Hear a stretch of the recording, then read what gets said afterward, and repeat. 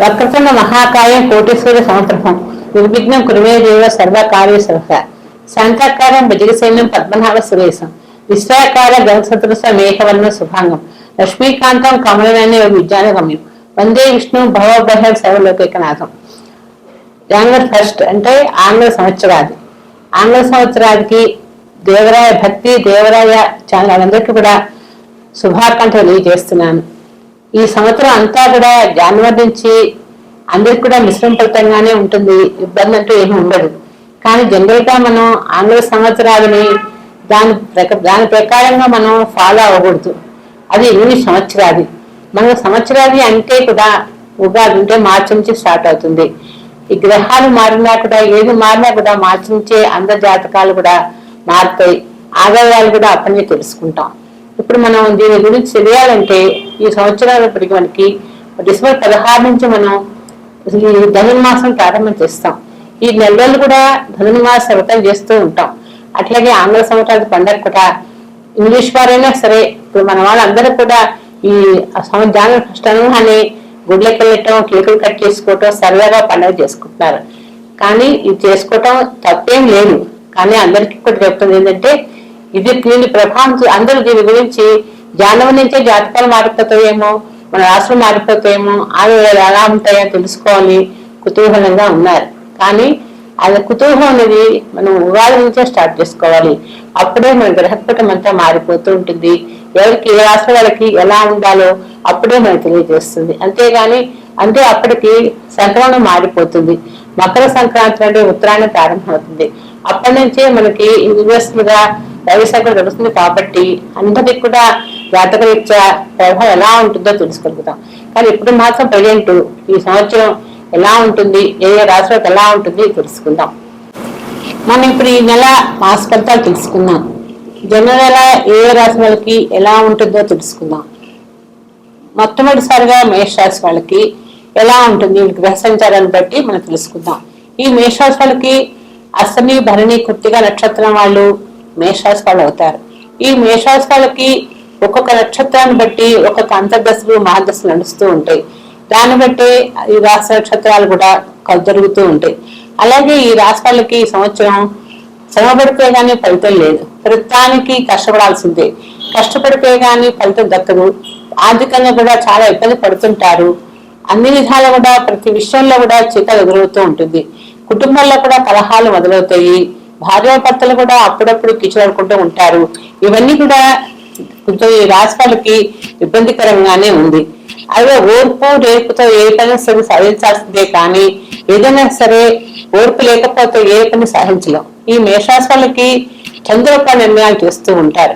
చంద్రపాతం చేయటం వల్ల కూడా ఇబ్బంది ఎదురవుతూ ఉంటాయి. అప్పుడప్పుడు రాశి వాళ్ళకి ఇప్పుడు అశ్విని నక్షత్రం అనుకోండి, సపోజ్ అశ్విని నక్షత్రం వాళ్ళు సాఫ్ట్ గా ఉంటారు కానీ బాగుంటారు. కేతు నక్షత్రం కాబట్టి ఆధ్యాత్మిక ఎదురు బాగుంటుంది.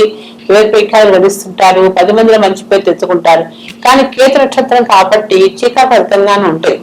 ఆరోగ్యంలో కూడా చికాకు వస్తూ ఉంటాయి. అలాగే భరణి నక్షత్రాలు అనుకోండి, సపోజ్ భరణి నక్షత్రం వాళ్ళకి అన్ని విధాలు కూడా భార్యాభర్త సఖ్యతగానే ఉంటారు. ఉన్నప్పటికీ కూడా భరణి నక్షత్రం వాళ్ళకి కొన్ని ఆర్థికంగా ఇబ్బంది ఎదురవుతూ ఉంటాయి. కొంచెం భార్య మొండితనం కానీ అవి కానీ కొంచెం అధికంగా అనిపిస్తూ ఉంటాయి. వీళ్ళు 10 మందితో కలుపుకొని మాట్లాడుకుంటూ ఉంటారు. అన్ని విధాలు బాగుంటారు. కళాత్మక ఉంటే కళ్ళ మీద ఆసక్తి చూపిస్తుంటారు.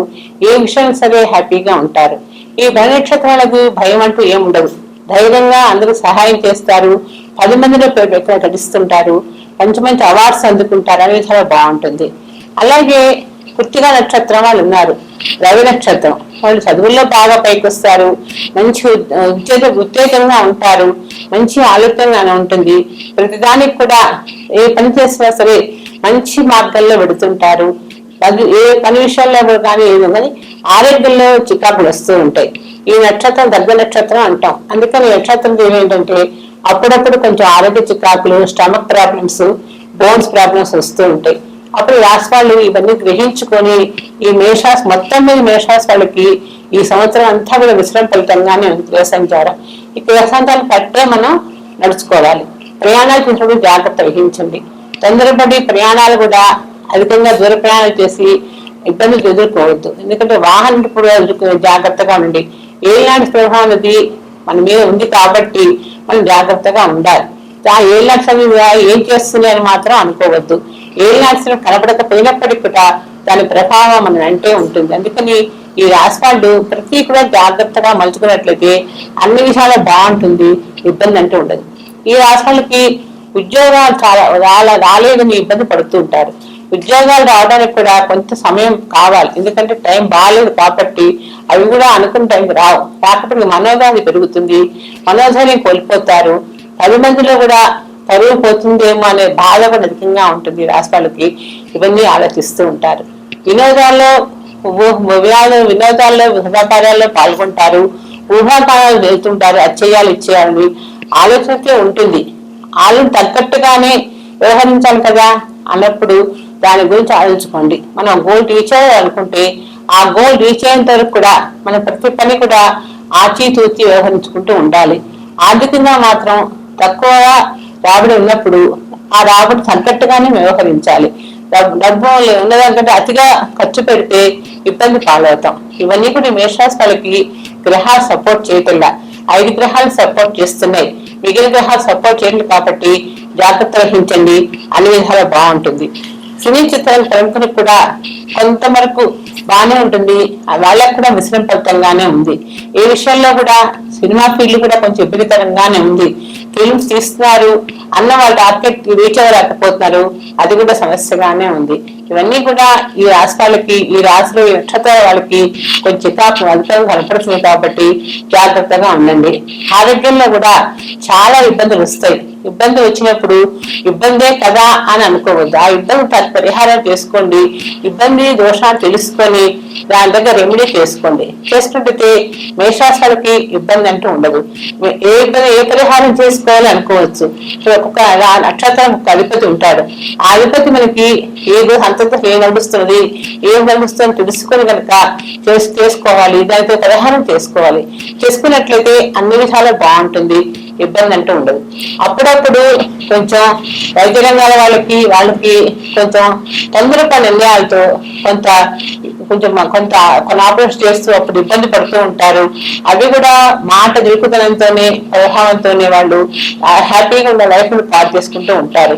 విద్యార్థులు కూడా చదువుల పట్ల ఏకత వహించకుండా అనవసర వాళ్ళతో బాగా విహాతిస్తూ ఉంటారు. ఈ మేషరాశులకి అన్ని బాగుంటాయి. బాగున్నప్పటికి కూడా అప్పుడప్పుడు కొంచెం ఉద్రేకం ఎక్కువ. ఉద్రేకంతో ప్రతి కూడా ఆవేశంగా చేసుకుంటారు, ఇబ్బంది పడుతూ ఉంటారు. ఈ రాష్ట్రాన్ని చక్కగా నిత్యము మీరు ఇష్టదైవాన్ని పూజ చేసుకోండి. ఇష్టదైవాన్ని పూజ చేసుకోవటం కానీ లలిత సహస్ర పారాయణ కానీ చెయ్యండి.